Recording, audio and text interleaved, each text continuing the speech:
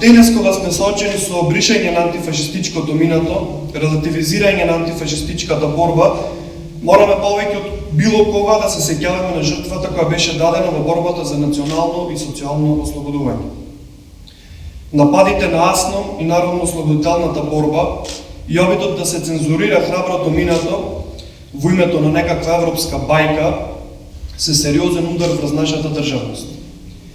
Од таа борба произлезе и нашата идеја за собствена република, која е резултат на стремежот кон пред се економско, а потоа и политичко ослободување.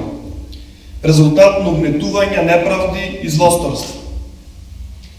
Ако го зборуваме за борба, не може да не ги споменеме младите и нивната улога кои се длабоко врежани низ нашето славно минато. Борбата на младите отсекогаш била отворена и флексибилна, чувствителна на проблемите на општеството и историските задачи. Токму затоа на овој ден, 11 октомври, 16 млади храбри момчиња, поделени во 3 групи, се спремаат да започнат востание.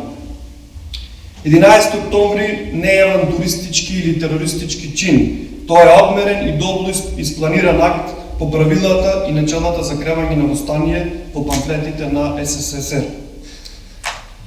Првата група го напаѓа бугарскиот полициски участок, втората затворот, а третата има задача да ги прекине телефонските врски и електричната инсталација. За тоа колку храбри биле овие млади комунисти во тоа време говори следниот извадок, кој ќе ви го прочитам, посветен на храброста и непоколебливоста на народниот херој Мирче Ацев. Тој одби да даде какви да било податоци за својата дејност. Поради тоа го тепавме за да изнудиме од него признание. На неколку наврати беше жестоко тепан по табаните. Ноцете му беа ужасно отечени. Се чудев како може да поднесува толкаво тепање без збор да каже. Тој беше затвореник кој беше најмногу мачен, а се покаже најцврст. Едва ја одеше и ми рече дека повеќе ништо не чувствува на ноцете, бидејќи му беа претепани. За сето време додека беше тепан не викаше, не испушташе ниту еден збор. Околу 6 часот приквечер, јас, Христо Стоилов и Васил Цанков седевме во кабинетот на Цанков. Токму во тоа време дојде агентот Крум Панков и му се обрати на Цанков со следните зборови. Господине началник, Мирче Ацев во многу тешка положба. Умира. Тогаш Цанков рече: добро, појди таму.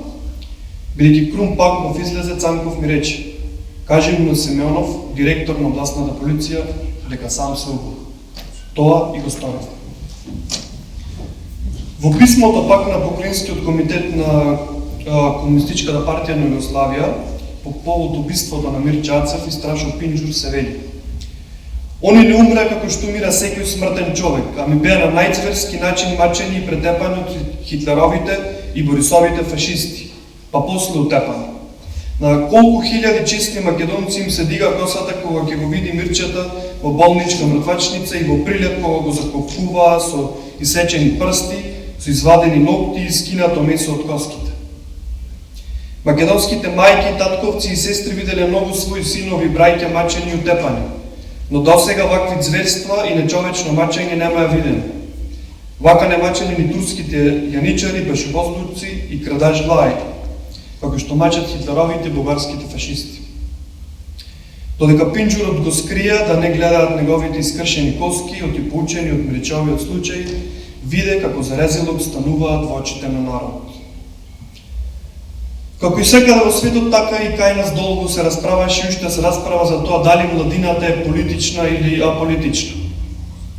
Приказните за народните херои од Прилепско, па и од останатите градови, доволно говорат за тоа дали младите во Македонија биле политични или не. Само ќе напоменам дел од немладите херои кои го положиле својот живот во народно-ослободителната борба. Борка Талевски, 20 години.